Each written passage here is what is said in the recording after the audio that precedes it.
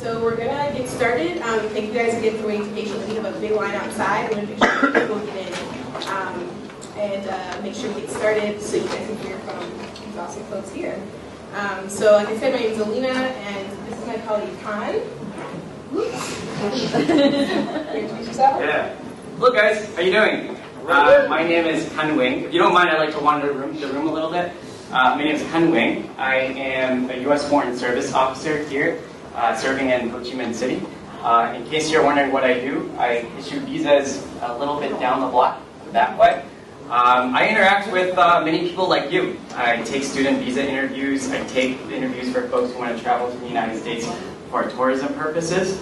And in case you're wondering, yes, I'm Vietnamese American, Han Wing, right? Nếu các em muốn biết, thật sự là anh biết nói tiếng Việt, nhưng mà ba má là người Cần Thơ, cho nên anh nói với một giọng miền Tây. Nhưng mà cuối cùng cũng hiểu được phải không?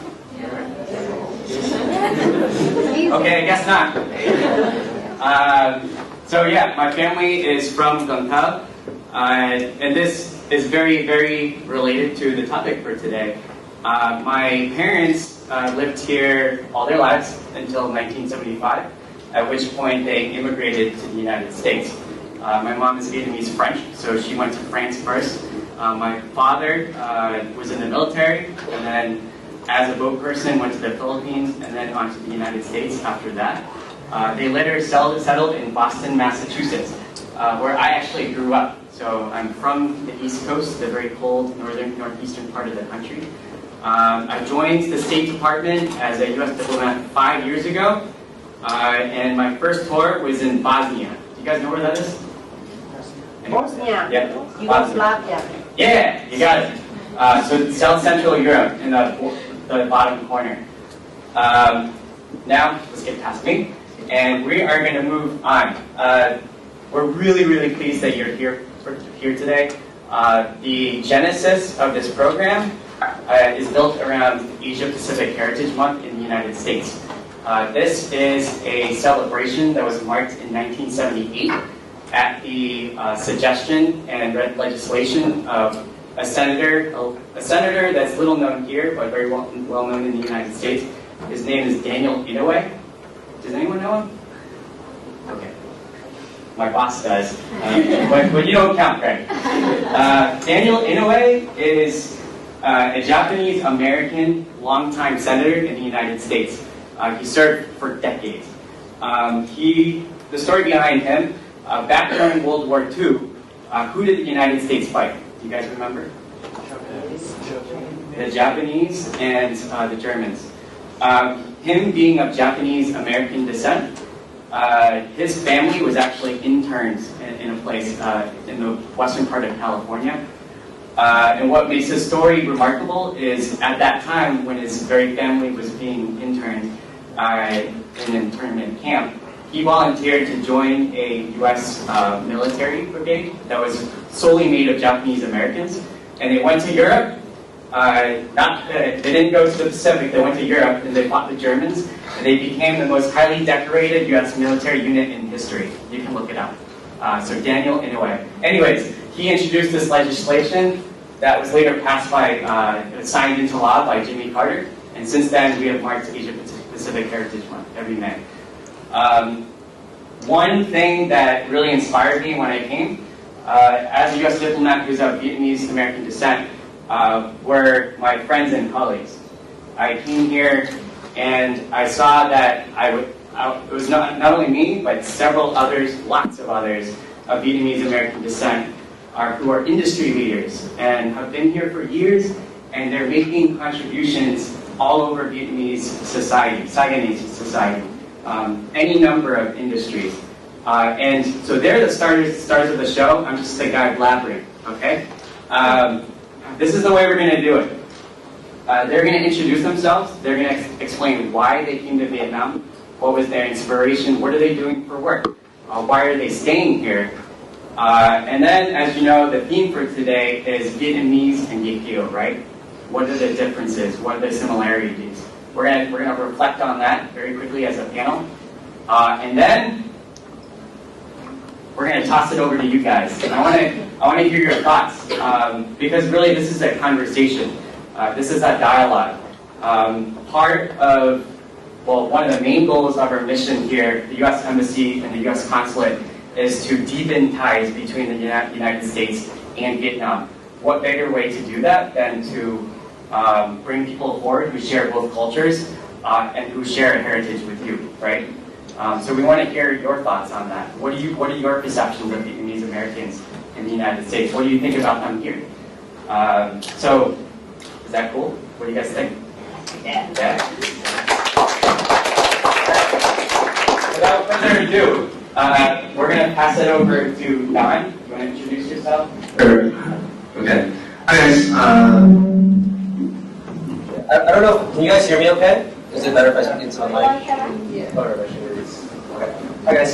So my name is Don. I'm Vietnamese American. I was born in the U.S. and I came back to Vietnam when I was 26 years old, which was 10 years ago.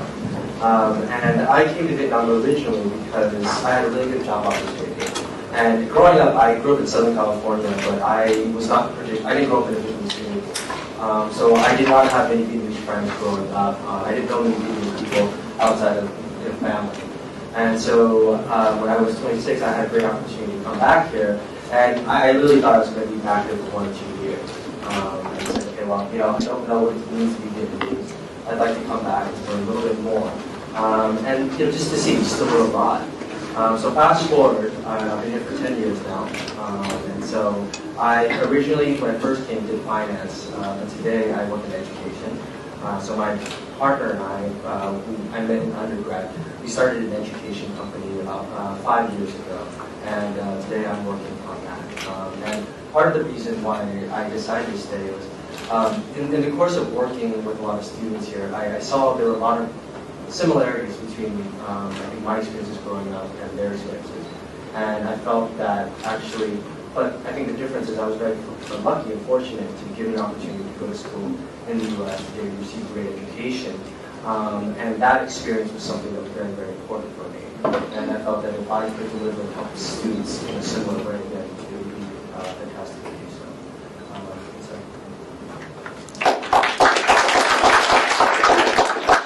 Hello, my name is Anton. I am born in the U.S. and I grew up in San Francisco, California. So where I grew up didn't have that many Vietnamese people either. Like growing up, my school had 2 Vietnamese people, which is me and my brother.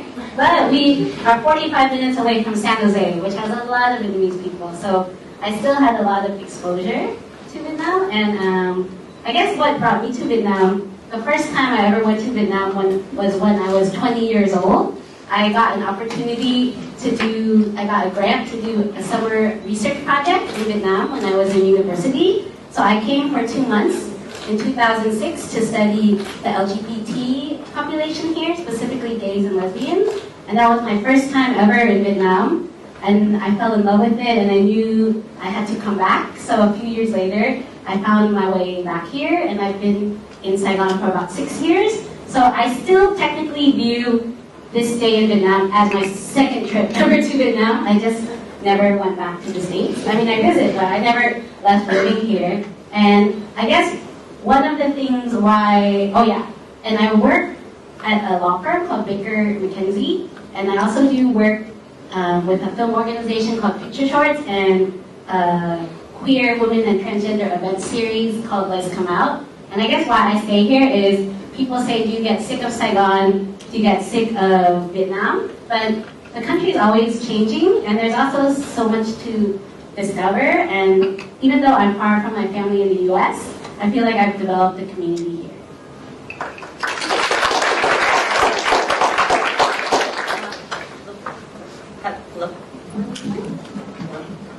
Hello, hi everyone. My name is Mimi Vu, and like Don and Anthu, I was born in America and raised there. I'm from a very small town in Michigan called Millington that's 1,000 people, one stoplight. So we were the only minorities, period, my family. So I didn't grow up around anyone who wasn't white, unless it was my actual family members. For me, I moved here almost 11 years ago in September of 2006. My background is in international development, and my master's in international policy and nonprofit management. So my initial plan was to move to Vietnam for 2 years to work and then move back to the US and do my PhD. And 11 years later, I'm still here. Over the years, I've worked for a few foundations, working in health and sanitation, water, gender issues, education, and currently I'm the director of advocacy and partnerships for an anti-human trafficking NGO called Pacific Links Foundation. Why I'm still here is because for a variety of reasons. Number one, I hate the cold. I grew up in Michigan where it was snow all the time, and I can't stand it. I don't like being cold, and so for me, Vietnam weather is perfect. Number two, my work is here. I think what's exciting about Asia, and particularly Vietnam, is that this is a country and a people that's constantly changing, constantly driven, and constantly trying to be better, do better. The energy is infectious. And there's not really another place in the world that I've been to that has the same level of energy, where you can come here not knowing anybody and still make a difference, no matter what it is. It could be like Antu said, or Don I'm sure will say too. Also, the food. Get used to eating the food here, and also just learning more about myself every day. It's challenging to live here. As Kiều, we occupy this kind of gray space, and there's always things that you have to deal with. It's hard or easy or whatever, but you learn more about yourself every day, and you're forced to adapt to new situations. And that's one of the things that I really try to work on, and where Vietnam really provides these opportunities for me.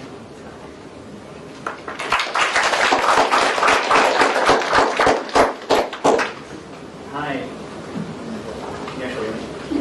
Hi, my name is Don Phan. I'm the CEO and co-founder of a baby products company called VN. I've been running this company for a few years now, and I've been in Vietnam this time around for about 5 years. I initially came back with a German company called Rocket Internet, and we started these businesses, Zalora, Lazada, and Foodpanda. And at the time, I thought there were a lot of opportunities to do e-commerce in Vietnam, and I ended up starting my own company. Now I actually export baby clothes from Vietnam to the US as well. And I do this through a company called MD.co, so it's like MBAN but without the tone. And I wouldn't have been able to do this company unless I were Vietnamese American. And I feel very fortunate that I was born and raised in the US. I grew up in Louisiana, but I've been coming back and forth. This time around 5 years, but altogether 7 years. And a big reason why I came here this last time is because I met my wife here. And my wife is from Garden Grove, Little Saigon. So she's part of a very big Vietnamese community and Vietnamese family. And for me to get that feeling, I actually need to be here. I don't have that kind of support system in Louisiana. But in the last 5 years, when I've been coming back and forth to Vietnam and to the U.S., I see something new. And the reason I wanted to come here was, to start a business because it's so dynamic.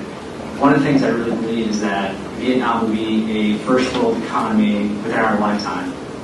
So, not in 20 years, but 10 to 15 years, this will be a very rich country. There'll be a lot of opportunities. And something that we have an opportunity to do is just see what works in the United States and what works in Vietnam. And something that I try to do every day is just bring what's best about Vietnam to the United States.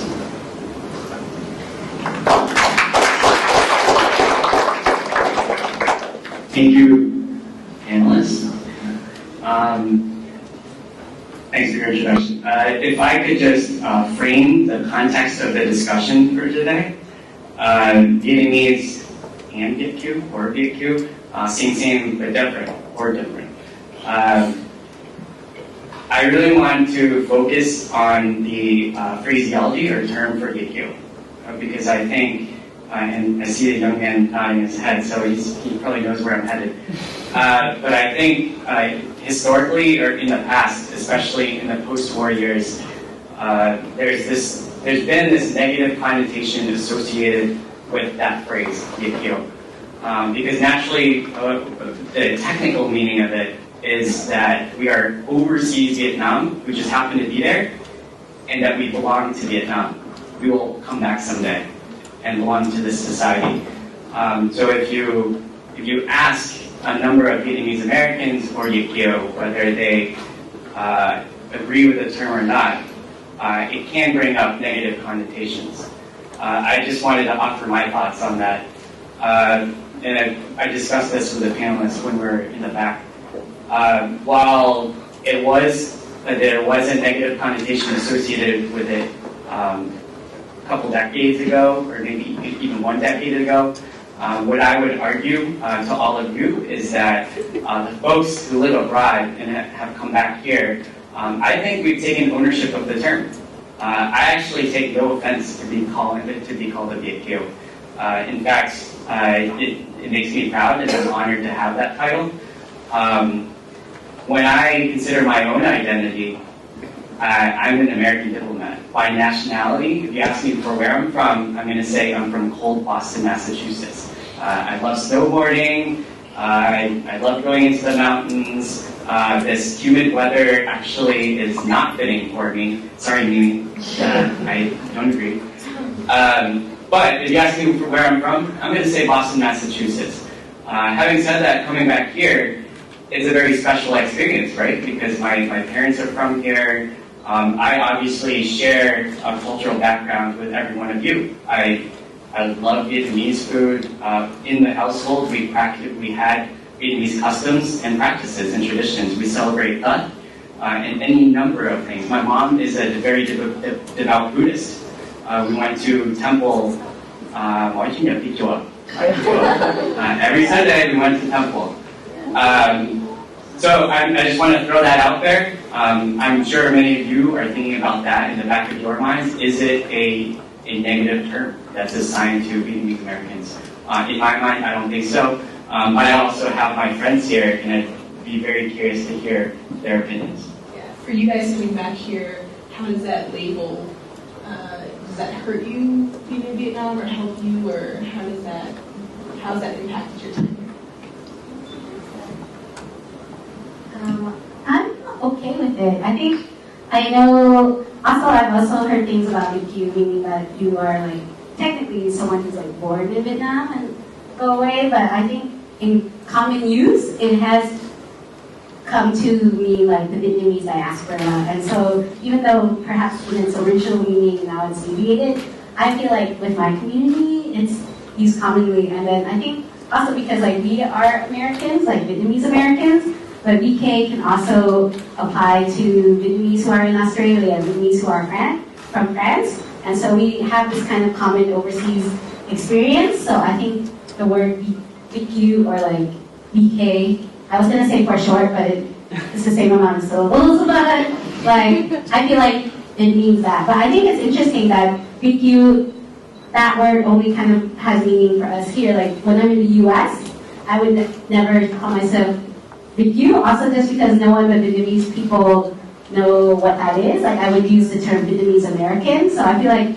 my experience in the US, it's like Vietnamese American means yes, like I belong in America, I'm an American, and this is the type of American I am. And then similar VQ makes sense in Vietnam because it talks about my relationship to Vietnam, where Vietnamese American talks about my relationship to America. But what do you guys think?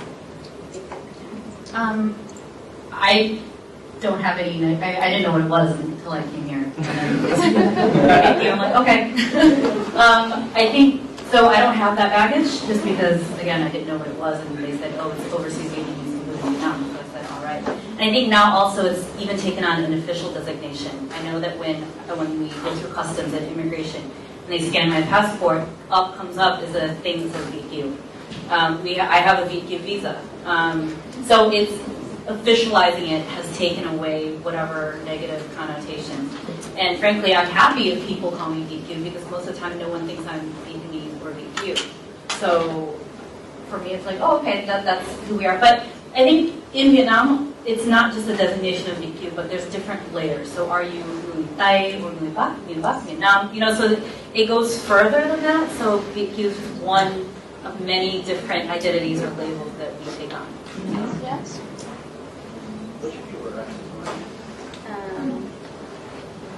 We're all one. We're all one. Yeah, I mean, this is like kind of a weird example. We were all one. Yeah, I think like what Don's saying, like every experience is like very different and it's very specific to like the situation. So us, like on the panel, we would call, like in this case, we would call ourselves like second generation Vietnamese because like our parents are from Vietnam, but we're born in the US. Our parents would be considered first generation Vietnamese, and then people who came from Vietnam but moved to the States as a young age or teenage, we would call like 1.5 generation. And each generation would have a very different take on this topic and very different like opinion and perspective. So for you guys, what's been here? You've all been here for a pretty long time, longer than Con and I. What's your experience living in Richmond City? Are you received warmly? Are people kind of judging you, or do they ask you questions? Like, what is it like living here every day as Americans, but also with people who you share common heritage? Yeah, and actually that question, I think the question that I get like a lot is like, why did you come back here, right? And this is waiting for anybody, and it is like that. I might work with people like taxi drivers. I'll chat with them and they'll ask me, so why did you decide to come back? And so I think that it's been interesting. I think people have, when you talk about being VQ, I guess personally, and it sounds like for a lot of us, we haven't felt any sort of like negative connotations associated with the word. And I think most people here have been more just curious, right? And they just sort of wonder, what brought you here? What is it like to life, in the U.S.? And so for me, it's been an interesting experience, and especially as a Vietnamese American, you kind of sit somewhere in the middle, right? And so sometimes there's certain things that you understand, there's certain things that you don't understand, and that has its pros and its cons.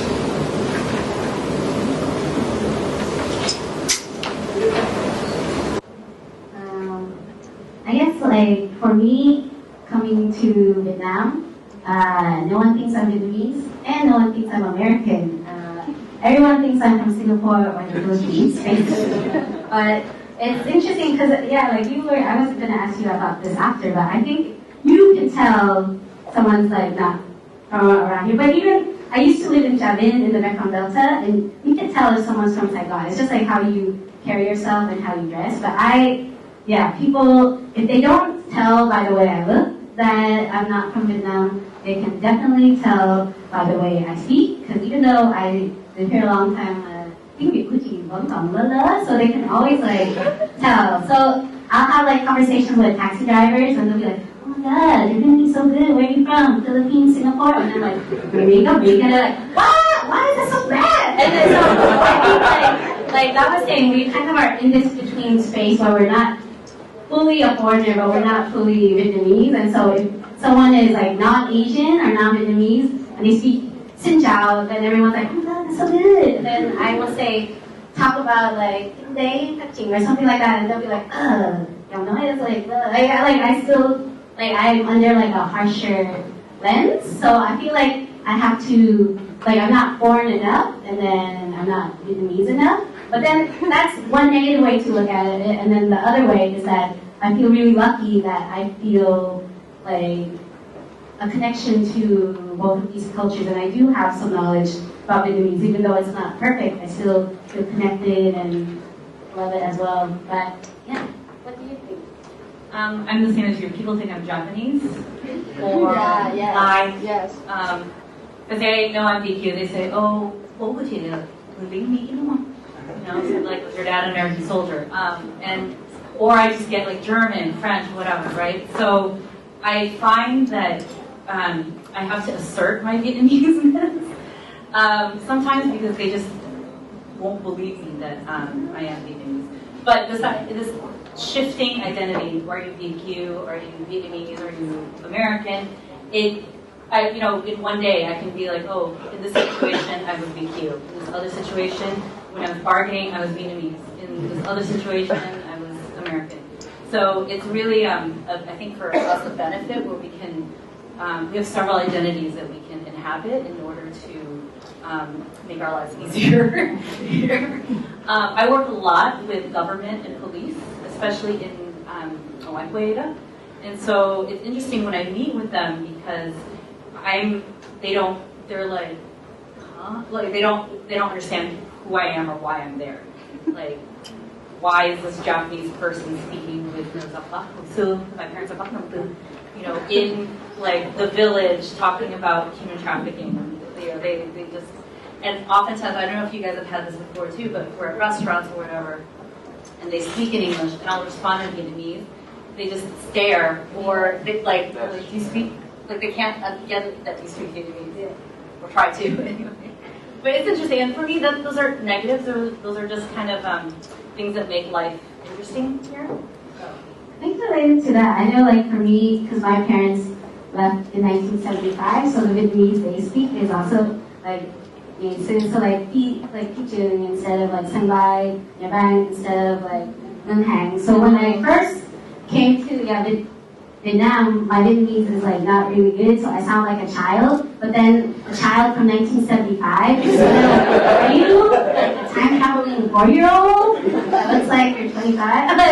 That's like a very interesting experience, and I think I wonder what you guys think about it as well. If your parents are similar, that like one of the interesting things for me coming to Saigon is to see what Vietnam is like today, because when I was in the States, I only know the Vietnam of my family, but they left so long ago, so the Vietnam of their memory doesn't really exist anymore, and things are different. And so I knew Vietnam like of 1975 and before, and so for me coming to Vietnam and seeing what Vietnam was like in 2006 when I first came, or what it's like in 2017, has been like a very interesting experience. And I wonder what is it like for you guys, like comparing Vietnam versus now versus your like parents or family vision of Vietnam.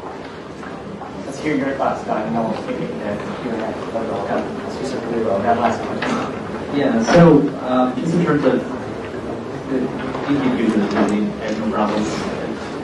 It's never been an insult for me, and probably the thing that's made it really easy for my life is that I have a U.S. passport. So I can do it here, it's very easy. On Saturday, I'm going to fly to New York, it's going to be super easy. You know, my cousins are all Vietnamese citizens, and to my grandma, we're all the same, right? But if any of you want to go to the U.S., you're probably going to have to interview a ton first.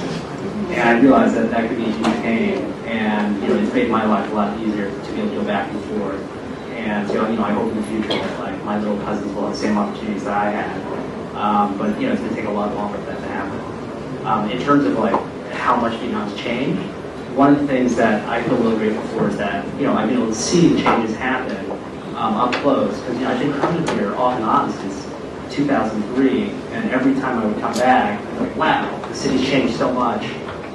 And all of our parents, I have a small child. All 4 of his grandparents were refugees. You know, went to the Philippines or Thailand refugee camps, and then ended up in the U.S. And so their experience as immigrants in the U.S. as refugees. My son is an expat here. You know, my wife teaches at international school, so his experience is completely different from what his grandparents had, or you know, what my cousins have too. And you know, these things will change very quickly. But right, you know, this is something that I think we all think about because we see it across generations, but also just from our cousins. Because imagine most of you still have cousins here, right? Yeah.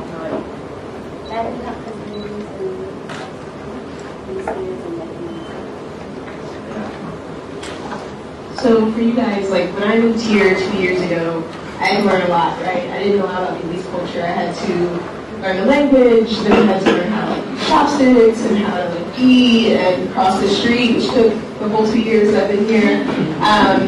So you guys came in with the cultural basis, like you knew what Tet was, you knew like some things, you knew language from your parents, even if it was a 75 version. So what surprised you? What didn't you expect when you got here? Were you like, whoa, Vietnam is this? So actually, the one thing on the language side that was really surprising is, and I think for a lot of VQs that can appreciate this, is like I only use Vietnamese at home with my parents, right? And in that context, you always refer to yourself as like Con, right? I never ever had to think about me relative to somebody else, right? And that was actually really, really interesting because all of a sudden, like, you know, coming here, like in the U.S., it's always I, right? Like you don't have like, you don't think of yourself relative to somebody else. But here, that was actually a really big change for me because all of a sudden, when I was meeting somebody, like, you know, I was in a work context, I didn't know how to address that person. I didn't know how to address it myself. And so that was actually kind of a really interesting experience for me. That was like, whoa, like the language is based on the relationship between two peoples and how people like our respective positions, right? And coming from the U.S. where you never ever think about it in that context, very rarely, it's always just I, right? And so that was actually one of the biggest surprises and adjustments that I had to make. And now it's like very easy, but when I first came back, like having to say like I'm or am was just really weird for me. Like even referring to myself in the third person, that was just something that was really, really good.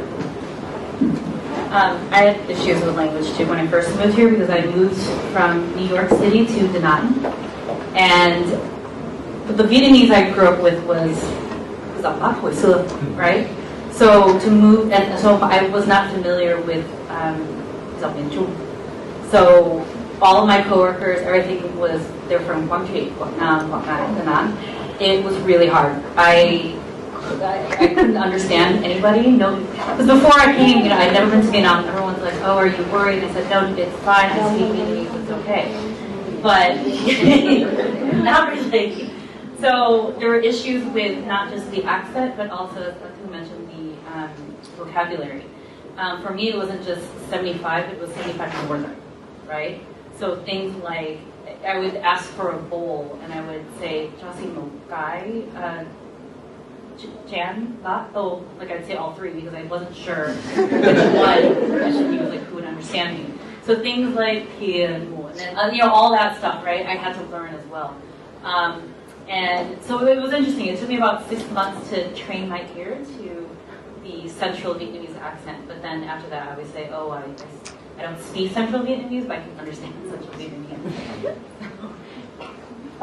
I think for me, like, kind of Val was touching about this, about sometimes cultural difference isn't just like the issue of like language or customs, it's like the mentality and how you think. So I think Vietnamese and a lot of Asian cultures are what in like cultural, like cross-cultural trainers call like a high context culture, which means like it's like a culture that is like not like indirect communication is more common and is more like the people in the situation understand the situation and know the norms, and some assumptions are made where like the U.S. and a lot of Western cultures are called low context culture, where there's not an expectation that people will know the context of the situation, so everyone speaks directly and very straight about what they mean. So it kind of was an adjustment for me to learn about like how do I pick up on the cues of a situation, or how do I understand like what's not being said.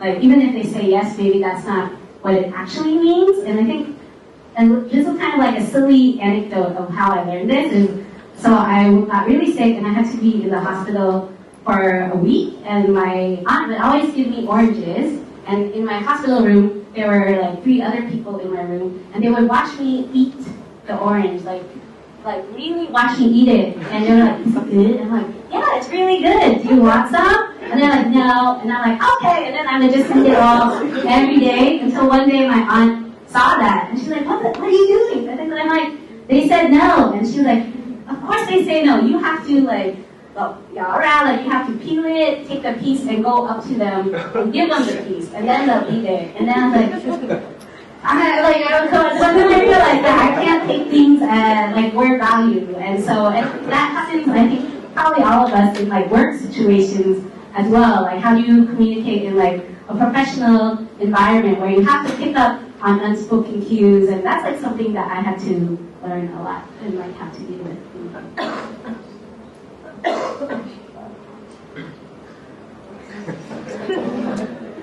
All right, friends. I'm going to pose one more question to the panel here, and then be ready, because the purpose of this thing is to hear from you guys, okay? So we want to hear your questions. But lastly, you all work in very, very different industries, right? Education, the legal field, anti-trafficking, your startup. I'm curious, you obviously came in with an American perspective on how to carry yourselves professionally and working in this environment. What are some of the things that you surprised you professionally, and what have you tried to introduce on a day-to-day basis that may be different from what people do here? I'd be interested to hear. Yeah, so for me, I came from, I had worked in finance before doing this education business. And so this was a startup, and my partner and I are both Vietnamese American.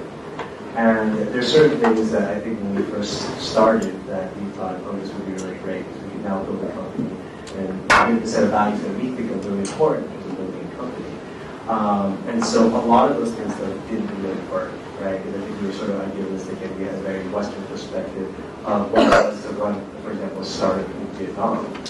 So, for example, we wanted to give people a lot of autonomy. We wanted to give them a lot of space to kind of make decisions. But at the same time, we realized that sometimes that, I think for certain, for a lot of people, that was really uncomfortable, because that's just not how they were given the problem, right? And so for us, it was actually having to, as much as we could be very idealistic about what the environment that we wanted to create, there was the reality of working with people that had, gone to school here, maybe had worked a couple of years here, or even in a different environment, but that our sort of expectations about what they could do was very different. And so we actually had to change a lot of the things that we did, and try to find the middle ground for how we built the company, the culture, the values.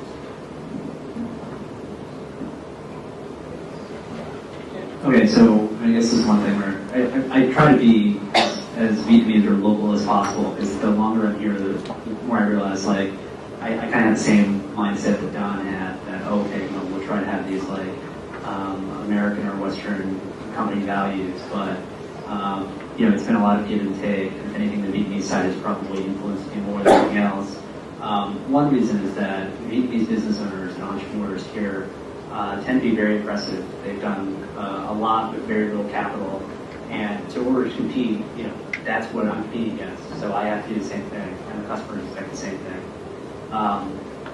One thing that took a long time to get my head wrapped around was just like, when I would get my business card and people would count the number of numbers that I would have in my phone number, they'd be like, so bad, so bad. Because I had 11 digits instead of 10. And I thought this was the craziest thing. I was like, oh, this is like punctually, head shui or something. And so I refused to change that until recently. So now I have 10 digits. So because I've been here for so long, I've had so many comments about it. I was like, okay, I need to give this up. And this was totally me as an American thinking that this custom was like kind of silly. But after people explained it to me, I switched over. I think for me, because I've worked in the nonprofit sector, Hello? Okay. I work in the nonprofit sector, and especially because we work with a lot of international companies, organizations, and governments, but all of our work is grassroots.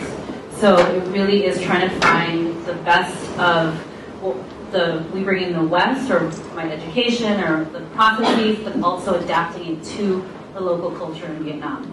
I see in development so many times, and this isn't just in Vietnam, but large organizations will try and they take a program from another country and they try to implement it in Vietnam and put it all across the country without taking into account the local context. What works, one of our programs that works up in Lao Cai, for example, is not going to work exactly like that in An Giang. So we always have to adapt it, and to do that, you really need to get to know the local relationships, local context, local culture, local language, like dialect, vocabulary, whatever. But we also apply our sort of international standards, which we have to because we deal with the UK government. We deal with, we have the world's largest company as a donor as well. So it's really a matter of balancing the two, and also working with my colleagues who are all local Vietnamese on using their talents and their knowledge of the local context, but applying that to an international setting, and then vice versa.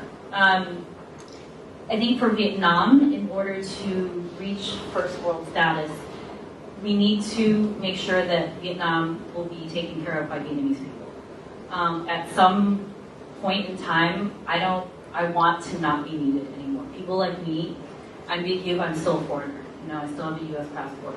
You shouldn't need people like me anymore because there needs to be a Vietnamese civil society that's built up enough and well-trained enough so that they take advantage of, perhaps their overseas education, but then their knowledge of the local culture in order to find the best solutions possible for Vietnam, whether it's in business or in social impact.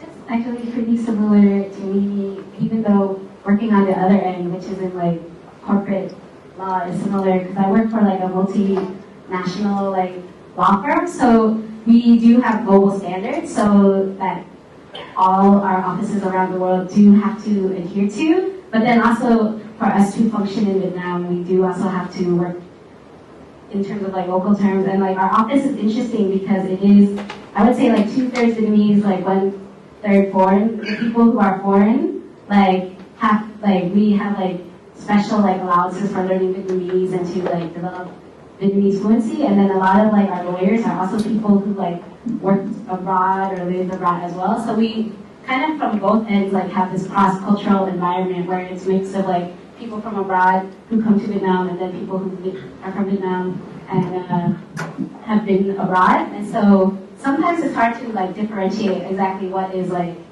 a specifically Vietnamese cultural thing or like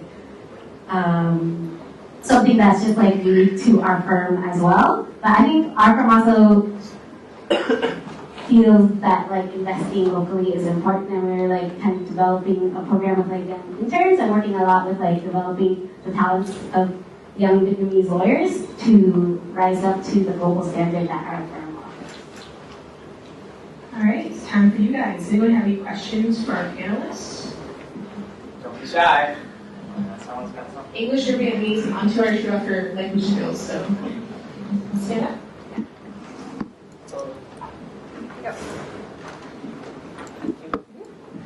Good evening, everyone. First of all, I want to thank for your sharings about the difference between Vietnamese and Kiều, especially the sharings that Vietnamese language have separated since 1975. It's very interesting. So I have one question to Ms. Antu.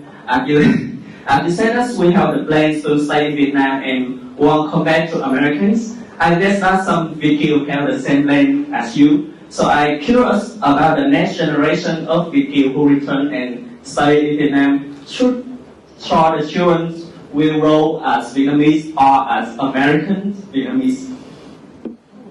Like so, thanks for the question. Is it if we were to have kids in Vietnam, would we raise them as American or Vietnamese? Well, I think that would have a good. He actually has a good. I'm forever alone. I don't know. This is very hypothetical. Oh, I mean, we try. We're trying to get my son to learn as many languages as possible. He's probably farthest along with Vietnamese. He only hears English from me and my wife, but he also sees us speak Vietnamese to everyone else. And we realize that's the most important thing. It's not enough to just speak a language to a baby. A baby will notice you speaking to other people as well. And so they pick up these social cues because they're pretty smart. And my wife studied Chinese in college. And so, she'll try to find Chinese teachers in Java. I mean, that's not like a clear answer, like what he would call himself in the future. But yeah, he'll definitely recognize Vietnam as home. Saw other hands up for this one. My name is Hao, and I just have one question for you. So that you have already talked about, the first generation, the 1.5 generation, and the second one. And how about the third one? That means that you will, marry and have your family here and give birth to children, and you will raise your children here, or bring back to the state. And if you have a chance to apply for a Vietnamese passport will you do that or you will resist?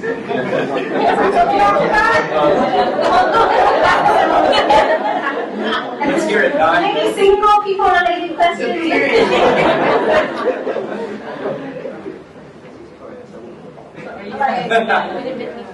Passport? Well, I said this earlier, right? With me and my cousins, like the only difference really is our passport. So my life is a lot easier with the passport that I have. So I wanted to make sure my son has a U.S. passport. He was born in America too. Oh. Yeah. Would you apply for, does he have a Vietnamese passport? He has applied for one. Sure. Actually, I'll add one point. So I think part of coming back here for I think a lot of us was also discovering our Vietnamese heritage, right? So I think for all of us, it is really important that our kids.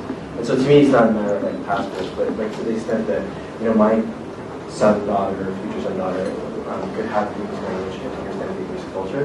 Obviously, I'd love that, right? And that's something that I'm sometimes regretful that I didn't learn how to read and write when I was younger, right? And it's something that I now recognize that I very much value, right? And so for my kids, I would love for them to be able to connect and get to understand. And I think we're lucky, right? Because I think if I compare to a lot of people that my friends that are Vietnamese Americans that are born overseas, it's not the same. They don't have that same desire because I don't think they feel that same connection that I think we all do, which is why we're still here after so many years, right? So to the extent that it is, that it is possible, I would love for my kids to feel connected to it. My sister has twin boys, and they're 7, and they live in Texas. And they're, I guess, what you call third generation, and they're half Chinese, half Vietnamese. And she's doing what my parents did to us, in that we weren't allowed to speak English in the house. So outside of the house was America, and we're American, but the second we set foot in the house, we weren't allowed to speak any English. And so with my nephews, my sister, all of us speak Vietnamese to my nephews, and then their father and grandmother speak to them in Chinese. And on Saturdays, they get sent to Chinese school, and then they will start going to Vietnamese school on Sundays. So it's still Asian, very, very into school. But I think as the generation, especially for ones who aren't living here, as your successive generations, it gets harder and harder with assimilation to hold on to that language and culture. So it really, really is an effort. I've seen here so many Vietnamese kids, Vietnamese passport holders, who can't speak Vietnamese because their parents, and it's shifting now where you have upper class people sending their kids to international schools and speaking English in the house, and the kids don't speak Vietnamese. It's the weirdest thing. We've had several volunteers who are now going to school in the U.S. and come back, and they volunteer at our summer camp, and we have to get translators for them because they can't speak Vietnamese that well. So that, to me, I see that happening more and more, which is, I find interesting.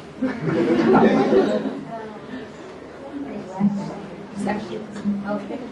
Yeah, I think, of course, you can't control like your children, they're their own person, but future child, if you're listening, it would break my heart if you don't identify as Vietnamese or care about the culture. But I think it's important to not like only with language, but show value in like the history and like the stories that Vietnam has to tell. Like I was hanging out with like one of our interns who's Vietnamese but then studied abroad in UK, and she didn't know that much like about her history, and she felt that Vietnam had nothing to be proud of. And I'm like, well, you grew up in Vietnam. How do you feel that? And then I was thinking like my parents always like instilled a strong pride in me about that.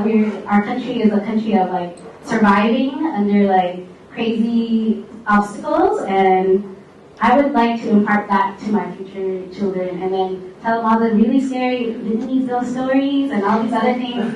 Like Mimi said, like when you are like in the U.S., like you really have to choose to be Vietnamese. Like you have to like make an effort to keep your culture alive, and so it's just like maybe limiting how much American TV they watch, and try to find some awesome Vietnamese films for your kids to watch or things like that. That is something that I would like hope to do for my future kids, if I had it.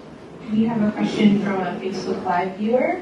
Pao Minfeng wants to know, would you like to stay in Vietnam or move back to the U.S. in the future? I think we've all been here for a long time.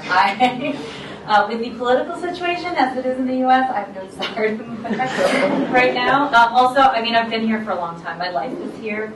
My work is here. Especially I work in international development, so it doesn't make sense for me to move back to the U.S. Because I need to be where I'm needed. And I think we're here for a certain time. You get used to living here, and it really becomes home. Whereas now when I go back to the U.S., I don't really have my home there anymore. I stay at my sister's house, I stay at my parents' house. I'm always staying at someone else's house. But it's not really my home.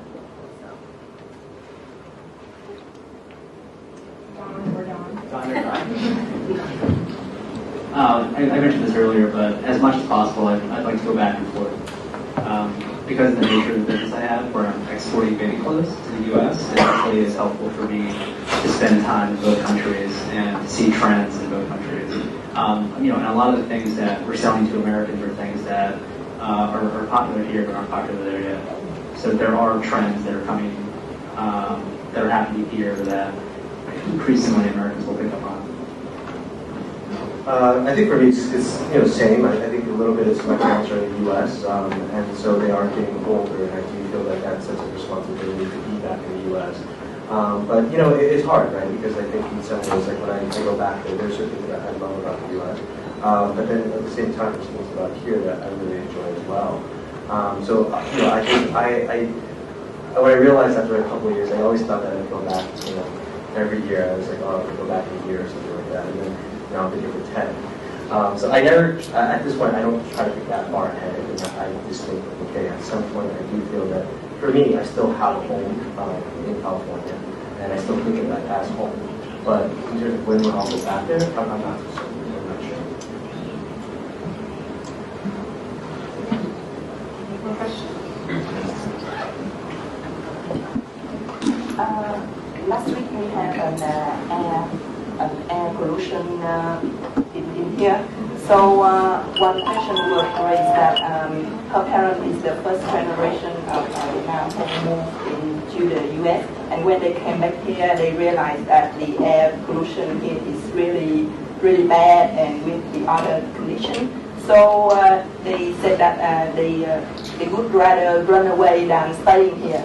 So, but you guys choose to stay here. So I want to ask you, what is the most important thing that drives you to stay? And the second question is that what is the most important thing that you love about Vietnam, and what is the most important thing that you get frustrated in Vietnam? So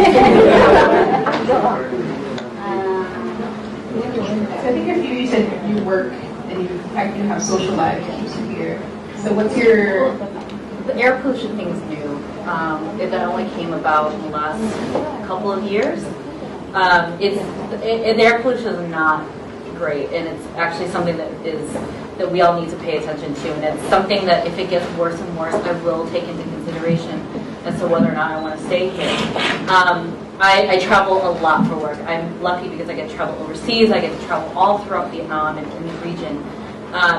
And I was in the U.S. a month ago. I came back for 5 days, and I developed a very bad cough. And it's that urban cough, the dry cough where you can't get rid of it. You're constantly coughing. I could not get rid of it. And then I had to fly to London. And the second I got on the plane with the filtered airplane air, which isn't great, but it's filtered, the cough was gone. So it's definitely something that worries me. I know that when my parents were telling us stories about Vietnam, everything was about beautiful and nature, and they're like, oh, the mountains of Dalat and the sea and the ocean. And they came, and I grew up in the countryside of Michigan, so it's fresh air, grass, trees, nature. And my parents were always like, Vietnam #1, Vietnam #1. We are Vietnamese above all. And when they first came back here, I think it was 8 years ago, my mom was, I think that was when my parents had realized how American they had become, because they were like, the air is so bad. And so they're like, we need to go back to America because our lungs, and they're both in health. So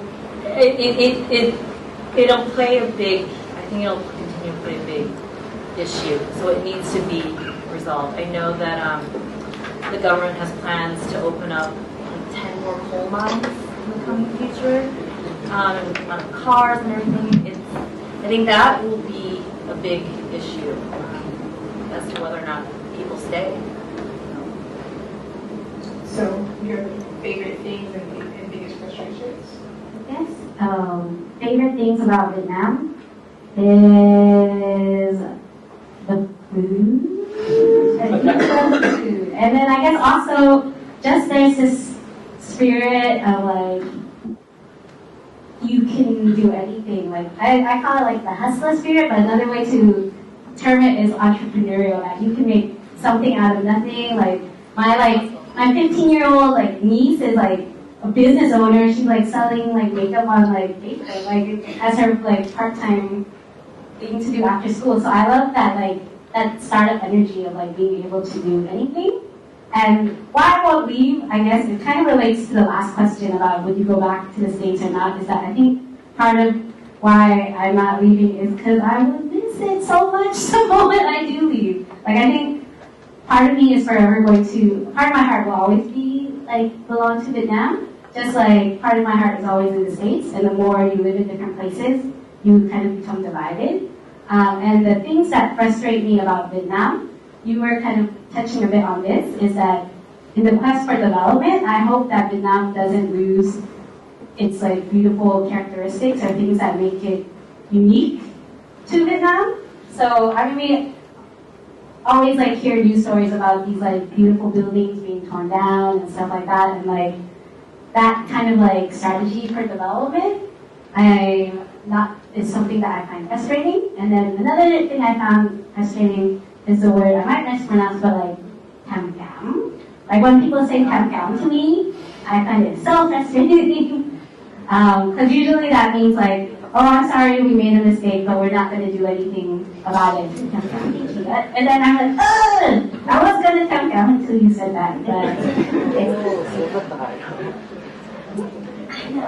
things that actually I really like is that I think in Vietnam and similar to what they said, it's just really dynamic, right? And I think Vietnam is in this kind of great time right now where there's so many different things. There's the energy, there's the change, and you walk out into the street and you feel it, right?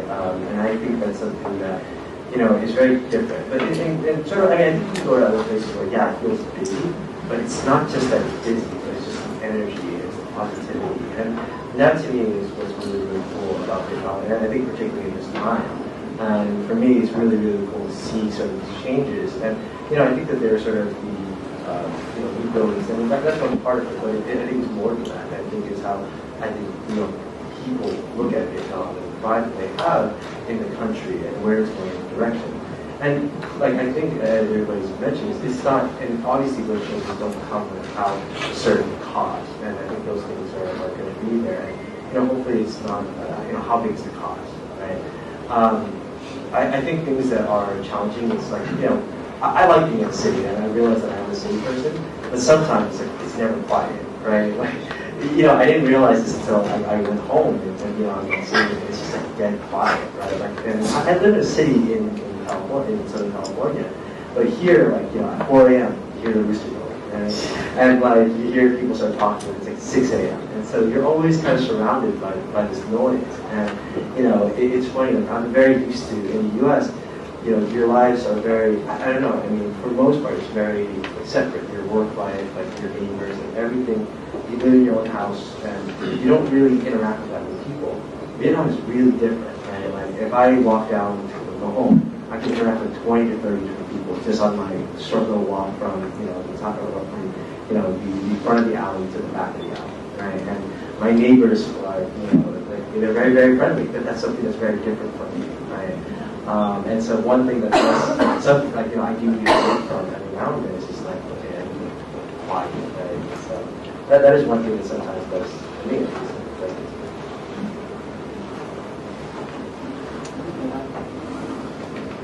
Any more hands on this side? Yeah. Okay. Cool. Hi, my name is Lee, and thank you for sharing so far. My question, I guess, is kind of similar. It's like a spin-off from your question. In the work business, obviously, I come back here for work now. in a work, it's essential to be flexible, to adapt to the local culture. So when you come back here, okay, it's kind of serious. So, which means that you may be asked sometimes to compromise your ethics in certain situations. Okay, so if possible, can you please describe a time where you have to, you face that problem, and what did you do, and would you do it differently in the future? That's too much? Yeah, I mean, so for me working at nonprofit here, we get faced with this all the time. Right. And I just don't do it. Because once you start and you go down that road, it never ends. So in my previous foundations, we've actually pulled projects out of provinces because of these issues, where we do not compromise on it at all whatsoever. When you're dealing with people's lives, and you're dealing with things like integrity and ethics and morality, like we can't compromise on that at all whatsoever. And eventually, it'll come around. I mean, I interact a lot with government officials, and there's always the drinking. I never drink with government officials, ever. Not that it's a bad thing, but it's just for me, like, I have to keep myself at a certain standard, a certain level. My personal behavior reflects on my organization and the work that we do. And so we always have to keep ourselves as squeaky clean as possible. And just no compromise at all. None. And I think for me, I work for a law company, a law firm. So no, we don't do that. But actually, that is something that is kind of like, I wouldn't say negatively impacts us, but it is challenging for us that we are very clear that we're not going to like cross those lines, because there are other law firms that like maybe would help companies speed stuff up, but then both because of like the ethics behind it, and also because we're a global company, like we cannot compromise those, so we do not. But yeah, it has been something challenging for us that we don't do it. Like some businesses kind of wish that we would operate in that mode more.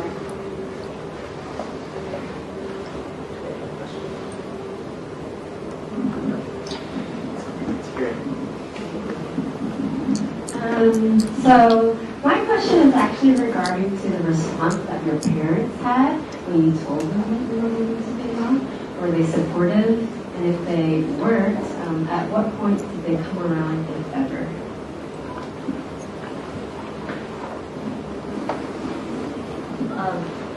No, my parents have been pushing me to go to Vietnam when I started graduate school. Because they knew I was studying international development. So from then, they were like, you should move to Vietnam, you should move to Vietnam. And so when I told them that, hey, guess what, I'm moving to Vietnam, they were like, okay, that's your duty, that's your obligation, to go to Vietnam and help build the country up to its past days of glory or whatever. They're very proud people. So, so yeah, they were pleased. Also, I think because I'm number 3 of 4, and I'm the first American-born child in my family, and my parents were so worried and so scared about us becoming too American, losing our culture, losing our language, losing our identity. And so for me to go, me being the first American-born child, to go back to Vietnam and live and work there, they were pleased in a very stoic way. So my parents were not very supportive when I first made the decision, and it was a tough one because they didn't understand. Right, I had a great job in the U.S., and I came back right around the same time, the same age that my dad left Vietnam. So for them, it was like, why would you do this? Like, why would you give up something that's very comfortable, very safe in the U.S. here, right? And so that was a struggle for them, and we got in like very heated discussions prior to my decision to move here. And I think they didn't fully accept it until they actually came here and they actually saw the work that I was doing. And I think, I think a lot of people have kind of, I think Tia mentioned this, is that for my parents, it's interesting because I think they view Vietnam a certain way. And they have their perspective. And when they left Vietnam, Vietnam was at a certain place. Vietnam's changed dramatically since then. And I think even for them, they actually had visited a number of times prior to me moving back here.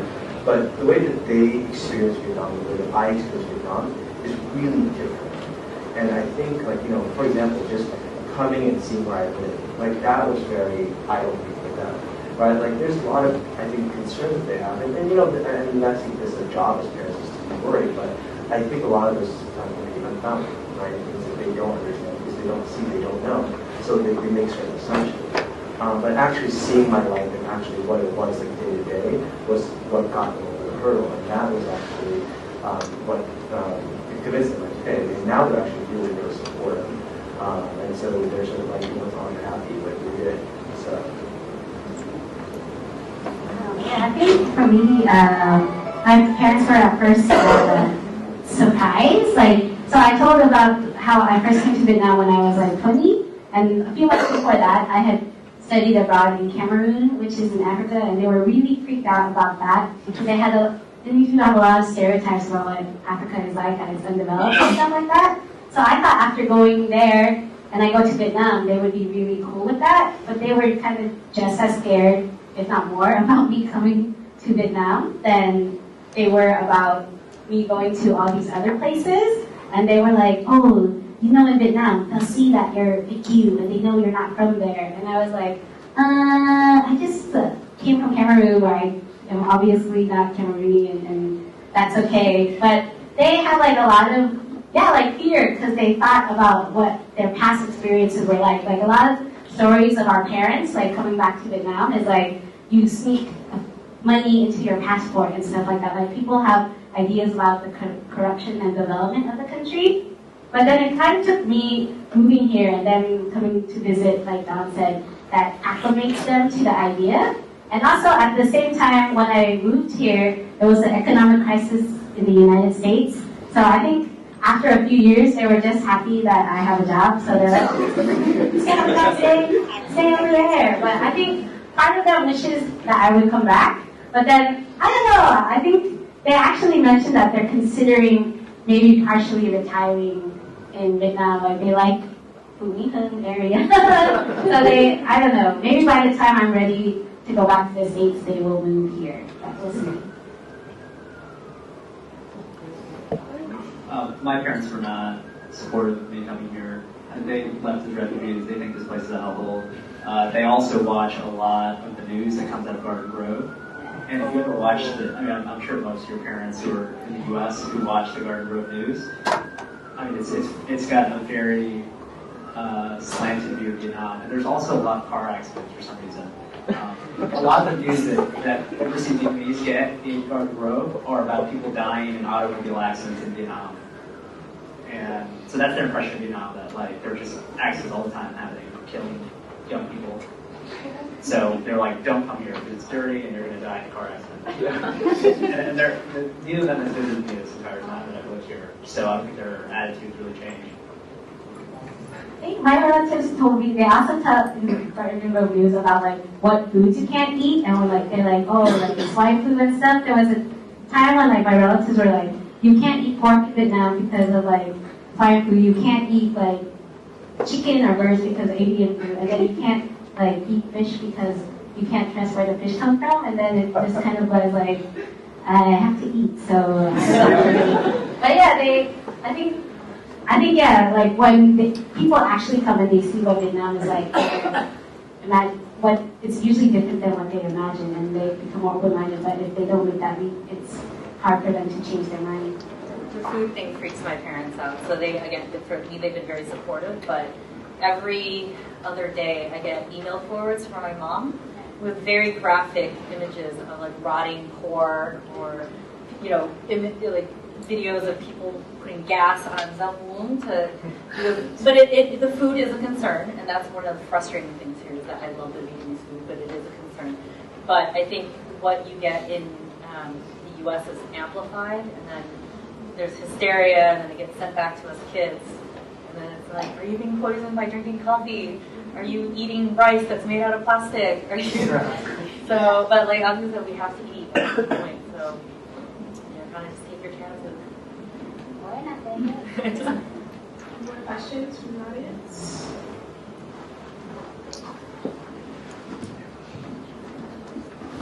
Hi, actually 16 years old, so so people around me usually see me as a child. So I have a small question that as the adults told me, as what I've been told, that the American environment is really free and liberal, and you can really speak up your thoughts honestly without any without any hardness. And in Vietnam, the law, the rules, the people are quite strict, and you can't really speak up what you're thinking, especially when you're in public or you are working in media. So my question is it true? Is what I've been told true? And if it's true, do you feel any uncomfortable or frustrated about it? Thanks a lot. It is true for the most part. I mean, it's in our Constitution, the freedom of speech. There's always, throughout history, movements, including the one right now, the government right now in the U.S., trying to restrict that. But for the most part, you do get to say what you think. But there's certain restrictions, like you can't, if it's like a hate speech, like you're causing harm to another group, or you're inciting violence, then those are against the law. But I think for me living here and living within the rules of Vietnam, and with the work that I do, I've learned to be very careful about what I say here, and self-censor. It's to the point where I don't realize I'm doing it, but I always run things through my head before I say things, which is a good thing. You should be doing that anyway, instead of just saying things out loud. But I remember it took me a while to get over this, but after a few years, I'd go back to the U.S. and visit my friends and family, and then we'd be sitting in New York and talking, and they'd ask something about politics, and I would do this. I would look, and I would look like that, where I would lower my voice, and go, what are you doing? And I just got used to doing it because I thought, oh, there's no one listening to me. But now, you just learn the rules. I mean, Vietnam operates under a different set of rules, and you just have to adapt to it.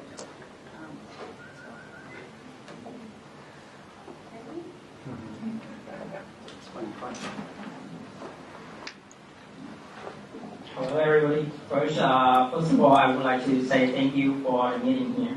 And I have an idea I would like to share with you.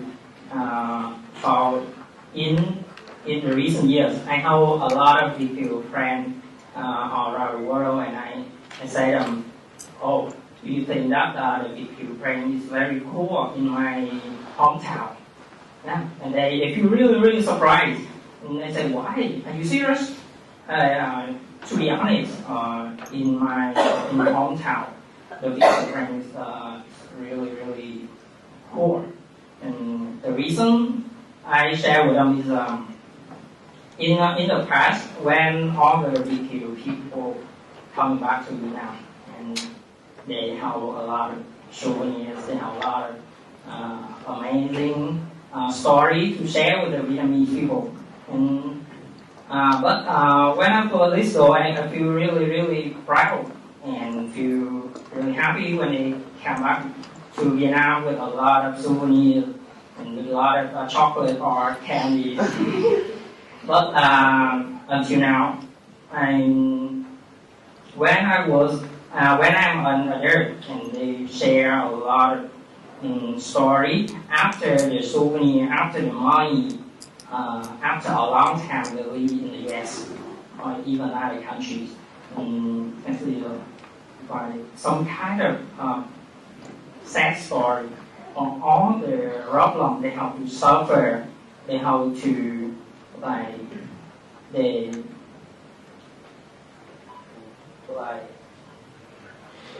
as immigrants, you mean?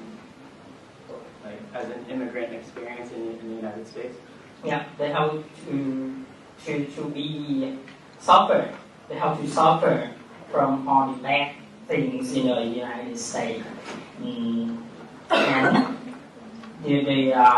the most interesting thing I really appreciate is they came back to Vietnam with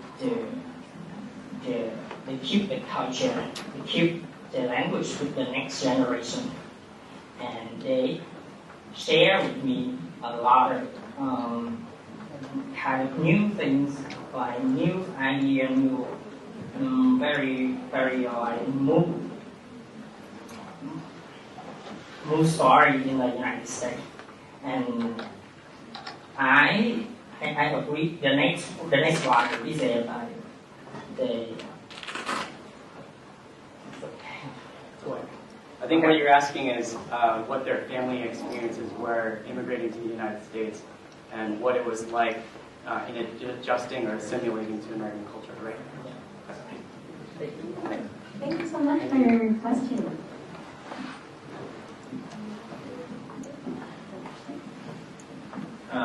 Most of my family lives in a small town in Louisiana, and we're very local. Like, we eat the local cuisine, we go to the local restaurants, and we just, my family's small town people anyway. So my family is from Thi Quan in central Vietnam, and they basically just moved to another small coastal town in Louisiana. That's what we're used to, that's what we're comfortable with. My parents, like I said, for us, it wasn't Vietnamese American identity, it was American outside of the house and Vietnamese inside the house. There was no hyphen between the two. So my town was very, very small, and we would drive every month 3 hours to a city called Detroit, or to Canada, after that, to go to the closest Chinatown, so that my mom could buy like nước mắm and all the Vietnamese stuff, because we only ate Vietnamese food in the house. So for them, it was, again, they're so proud of being Vietnamese and their Vietnamese heritage, and they raised us to be, us kids to be the same way. So, but we learned how to live separate but parallel lives, American, Vietnamese. I didn't grow up around other Viet Kieu, so I don't know the San Jose, Orange County community. For us, it was very much American or Vietnamese. Yeah, I think for my parents, it's like multiple things. So there is the difficulty of moving to a new culture and moving to a place with a new language, but it's also like my parents left in 1975, so when they left, they didn't know they could ever come back to Vietnam. Like my mom, the day she left, it was just because her neighbor said, I have a boat tonight, who wants to come with me, we're going to leave tonight. And like, they wanted my youngest uncle to come with them, but he was hanging out with his friends and they couldn't find him, so they just left without them. So they left that night, so I think a lot of the pain that my parents had is just, not just like being in America, but the pain of not thinking at that time that they couldn't come back to their country and that their country was lost to them, and then they weren't sure if they would ever see their relatives who were still in Vietnam again, and that was part of the difficulties as well. But yeah, I think it's hard to say. Like my parents were lucky; they were in their 20s and single when they moved to the States, so they were able to adjust and go to university. But they still kind of like miss here, and even though they lived in the States a long time, there's aspects of the culture that they quite don't understand, and when they come here, I feel like I see my parents in a new light. Like they can be with other people who think similar to them and laugh at their joke. Like my parents would make a joke, and then me and my brother would be like, But they say it to my cousins here, and like everyone laughs hysterically. So it's like kind of like them kind of returning to like a comfortable context. But I guess like one example that made me kind of realize what they lost in moving from Vietnam to the States is like how they celebrate Tết. So I grew up with Tết in the States, and it's like celebrated in like a very small way. So you just do it on the weekend, you don't have the day off for Tết, and you and your family hang out together and you celebrate. And then when I moved to Vietnam, I see how big that is everywhere. Everyone knows that it's that. Even if you don't like that, who cares? It's in all the streets. And then when I came back to the States a few years later to celebrate that with my parents again, and when I went back to that small, kind of like, small, low production value vet, it kind of really moved me. Because even though it's not as big and beautiful as that here, like I knew it was such like a sacrifice for them to come here and that they still hold on to their culture. So even if it's just like, there's no lion dancing and stuff like that, it's like still very beautiful to me. But so comparing that the most important holiday in Vietnam that they grew up loving and then comparing how they celebrate in the States, like yeah, it's like me celebrating Christmas in the States and then celebrating it here. Like it wasn't until I moved here that I could really see that level of like sacrifice and what they must have lost. Yeah, so my parents left in '75, but it wasn't easy. And when they first got to the U.S., I think there was like 12 of them living in like a house, right? And I do have like very early childhood memories of like like it was difficult. Like, there were months, like my dad told me stories and when there was a sale on diapers, he would have to go buy like 3 months worth of diapers because that's all they could afford. To sure of when they would have the money, it was so cheap you just had to buy it. And so there were a lot of those stories, but it's interesting because I even remember like experiencing like racist things. My parents had experience of very sort of like challenging racial issues. Even as a young child, I kind of have these like vivid memories. And so it was very, very difficult for them, I think, starting out, but it took time. And I think, but for them, it was just survival, you know what I mean? And I think it was something that, you deal with it, and you just kind of have to kind of move forward. And, they didn't have that time to dwell on these things. But maybe we had the luxury to worry about these things now. But for them, they were like, we just, we got kids, we have like, we have to figure out how to make rent, get food on the table. And that was the most important thing for them. And, they talk about it now, and they said, we didn't have a lot back then, but they were still happy, and as much as hard as things were, those things that today, I think for us, it would be, wow, that's kind of crazy that they went through those things. I think that I think this is part of that experiences. You're surviving, and these things that we now would do. Oh my God, I can't even live in that. These are almost, you have the luxury of these problems in a way. Right? So yeah, it's different. Now, we have a question for you online from Trio. Since you work in education, what would be the most important thing or the first thing you would do to improve education in Vietnam?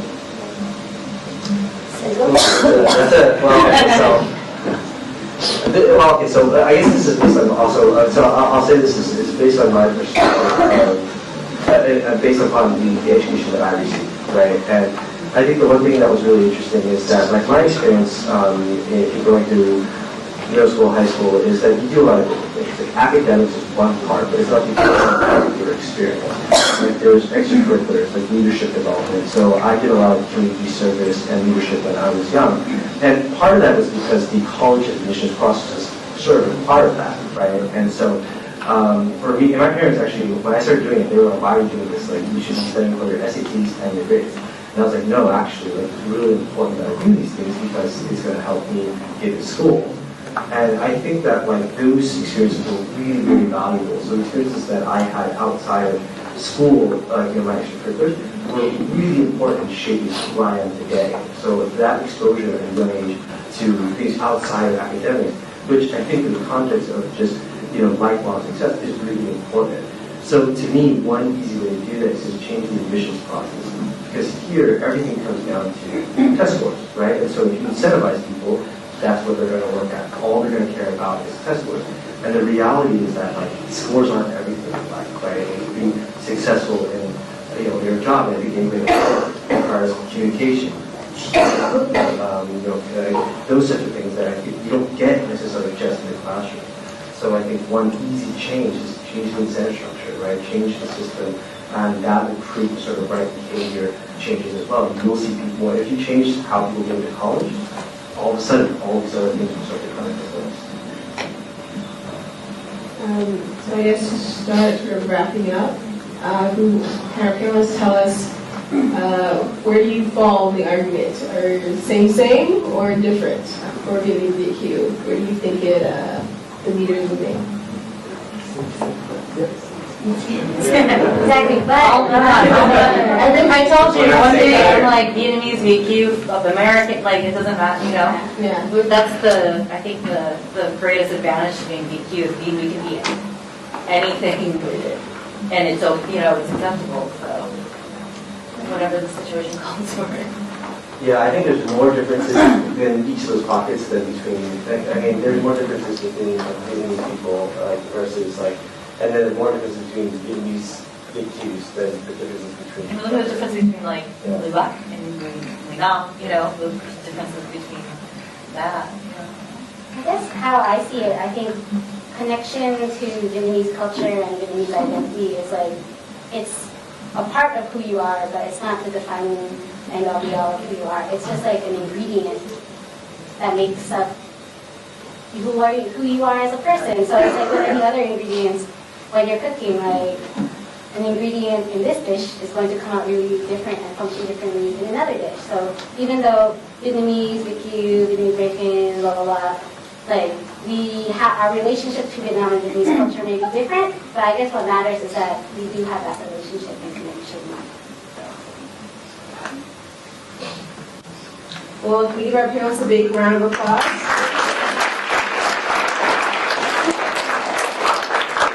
Thank you all so much for sharing, and thank you all for being here. Next Wednesday, we'll be back with a different superstar panel, talking about the generation gap in Vietnamese culture.